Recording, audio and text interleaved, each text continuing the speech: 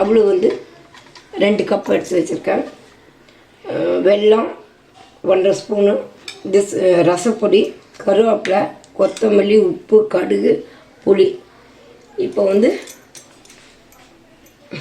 தேவையான பொருள் அடுத்து இனி செய்ய ஆரம்பிக்கலாம். கருவேப்பிலை, வெங்காயம், புளி ஊற்றலாம், மஞ்சத்தூள் சொல்கிறக்கு மறந்துட்டேன். மஞ்சத்தூள், இது ரசப்பொடி, கொஞ்சம் வெல்லம்,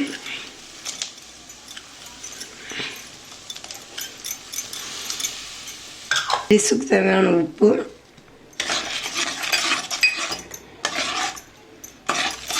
இன்னைக்கு கொதித்த உடனே அவல் போட்டு கிண்டணும்.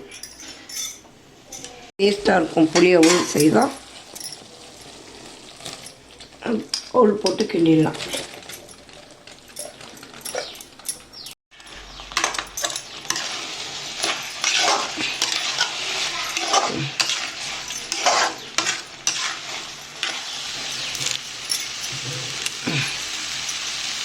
புளி அவல் முடிஞ்சது.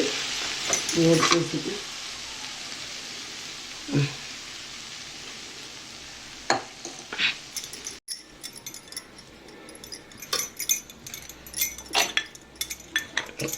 புளி அவல் ரெடி ஆயிடுச்சு.